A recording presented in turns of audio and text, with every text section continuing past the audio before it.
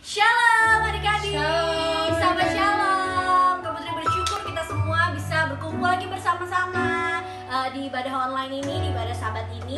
Sebelum kita memulai ibadah, kita mau berdoa dulu yang akan dipimpin oleh Kak Bella.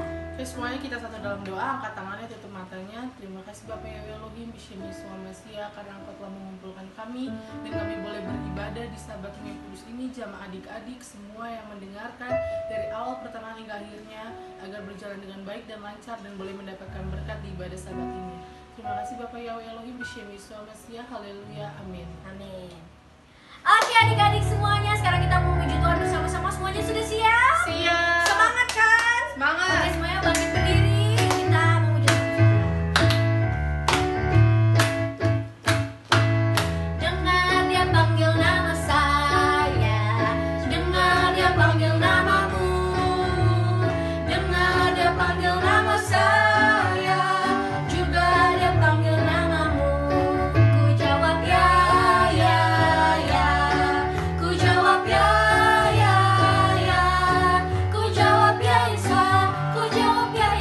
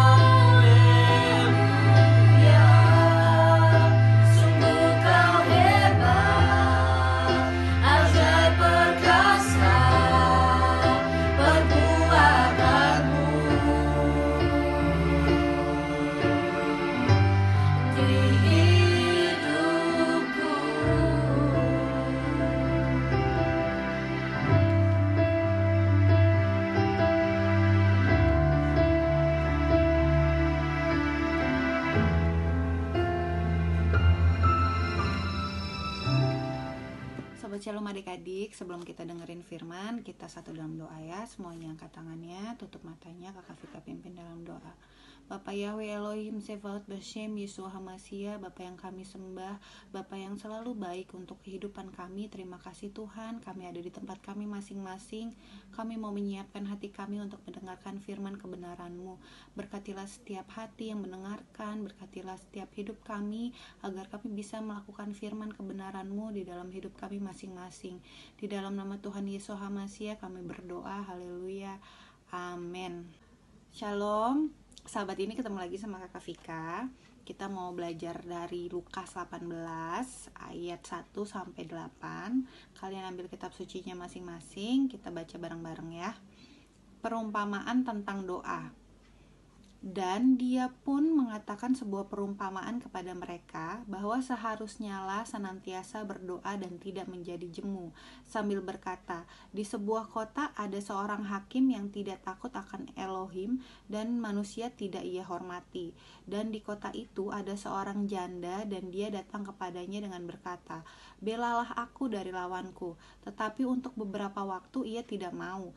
Namun setelah itu dia berkata kepada dirinya, sekalipun aku tidak takut akan Elohim dan manusia tidak kuhormati, pada akhirnya karena janda ini mendatangkan kesusahan bagiku, aku akan membelanya, agar dia tidak mengganggu aku dengan datang terus-menerus. Dan Tuhan berkata, camkanlah hakim ketidakadilan itu mengatakan apa? Dan akankah Elohim sama sekali tidak melakukan pembelaan terhadap orang-orang pilihannya dan berseru kepadanya siang dan malam dan berpanjang sabar atas mereka? Aku berkata kepadamu bahwa dia akan melakukan pembelaan bagi mereka dengan segera. Akan tetapi ketika datang, akankah anak manusia mendapati iman di bumi? Nah, oke adik-adik, dari cerita yang tadi kita baca, kita menemukan dua sosok yang akan kita pelajari ya, yaitu yang pertama adalah hakim, yang kedua adalah janda. Nah, hakim itu dia adalah orang yang berkuasa untuk menentukan orang bersalah atau tidak bersalah ya, di dalam pengadilan, di dalam hukum gitu. Nah, tapi sifat hakim ini yang ada tertulis itu dia tidak takut akan Elohim dan dia tidak menghormati orang lain gitu. Nah, sosok yang kedua itu adalah janda. Janda itu adalah wanita yang sudah tidak punya suami. Nah, janda ini adalah janda yang miskin dan kesulitan karena dia diperlakukan secara tidak adil dan dia tidak berdaya atas masalahnya. Saat itu kasusnya dia dituduh berhutang kepada orang lain padahal dia tidak berhutang gitu. Nah, pada saat janda ini mengalami masalah hukum, dia berpikir siapa nih yang bisa menolong dia gitu. Dan salah satunya adalah si hakim ini nih, hakim yang bisa menentukan mana yang bersalah dan mana yang tidak bersalah. Pada akhirnya dia datang ke hakim ini dan meminta tolong gitu.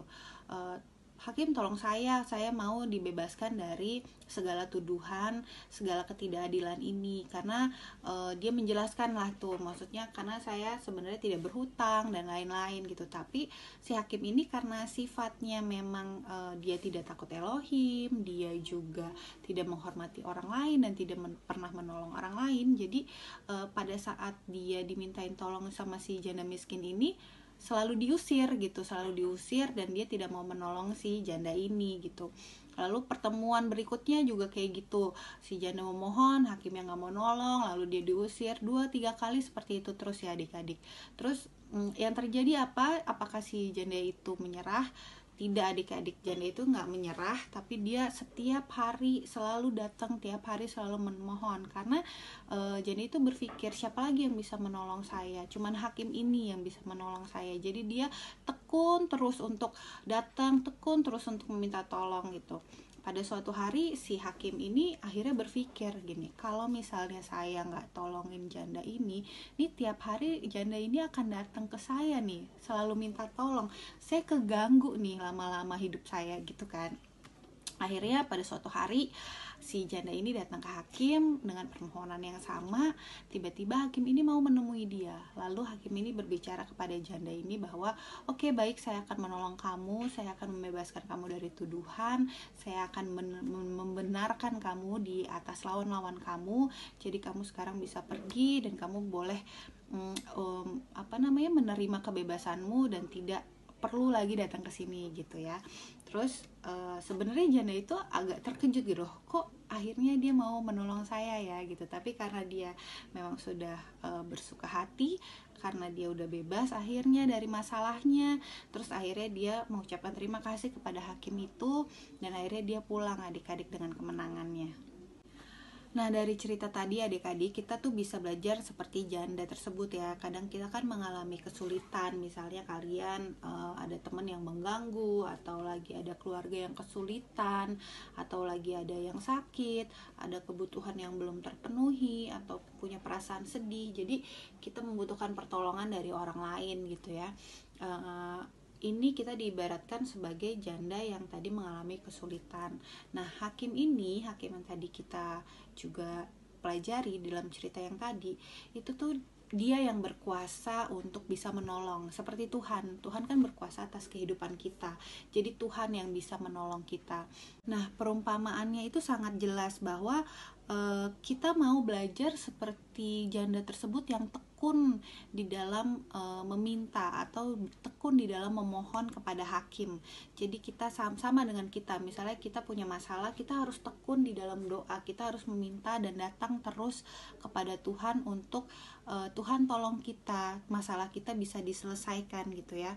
Tuhan tuh mau kita tidak jemu-jemu untuk berdoa dan datang kepada Dia.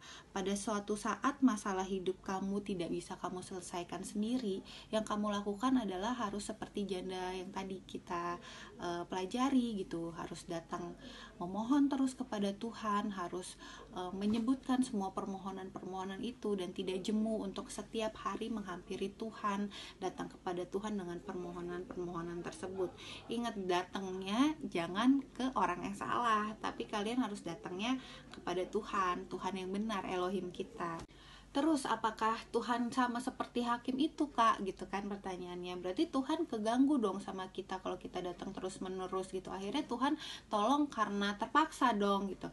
Bukan kayak gitu maksudnya adik-adik. Jadi gini, Tuhan itu memperlihatkan bahwa hakim aja yang tidak takut akan Tuhan dan dia tidak hormat sama yang lain, itu dia kalau diminta dan didatengin terus akhirnya akan berubah pikiran.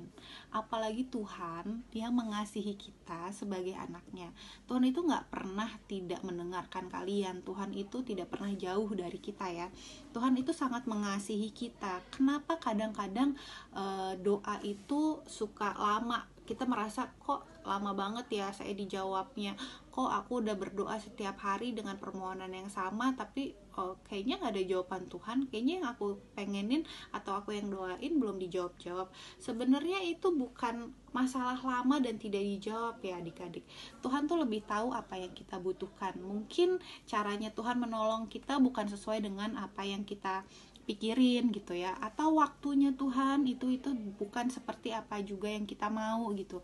Jadi Tuhan yang paling tahu sebenarnya apa yang kita butuhin. Tuhan itu tidak pernah terlambat menolong, tidak pernah terlalu cepat, dan tidak pernah terlalu lambat. Jadi apapun yang kalian doakan hari ini, terus bawa itu di dalam doa, terus datang kepada Tuhan. Tuhan mau kita tekun di dalam doa seperti apa yang kita pelajari hari ini, dan tetap menjaga iman bahwa percayalah Tuhan pasti akan menjawab.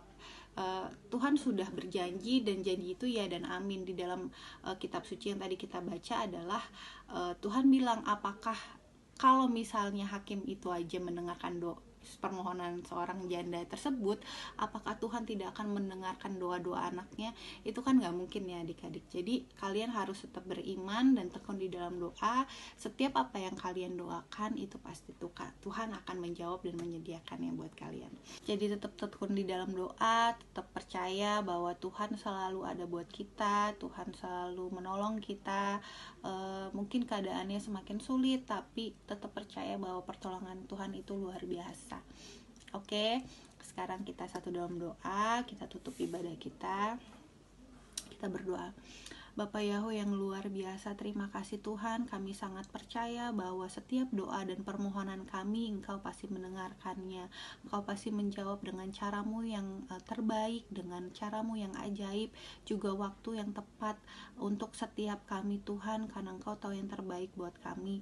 Terima kasih Tuhan, lindungilah kami dari segala yang jahat dan berkatilah segala hidup kami, setiap apa yang kami perlukan, setiap apa yang kami butuhkan Bapak Yahweh yang sediakan. Terima kasih Bapa, di dalam nama Tuhan Yesus HaMasiah kami berdoa, haleluya, amin. Adik-adik semua yang dikasih Tuhan Yesus HaMasiah, tadi sudah mendengarkan firman Elohim, dan firman itu yang menguduskan kita semua, dan firman itu yang memberkati kita semua, dan firman itu memperbaharui hidup kita dari hari ke hari, sehingga kita semakin bertambah-tambah baik, semakin bertambah-tambah berkenan kepada Bapa Yahweh, mengasihi Bapa Yahweh. Dan saatnya kita akan menutup ibadah Sabat pada saat ini. Kita akan menerima berkat dari Tuhan. Mari adik-adik angkat tangan semuanya untuk menerima berkat dari Tuhan. Yevarekeka Yahweh weis mereka. Yahweh memberkati engkau dan melindungi engkau. Yaer Yahweh panai elka wikuneka. Yahweh menyinari engkau dengan wajahnya dan memberi engkau kasih karunia. Yisa Yahweh panai elka wiase meleka salom. Yahweh yang menghadapkan wajahnya kepada engkau dan memberi engkau damai sejahtera. Afitoda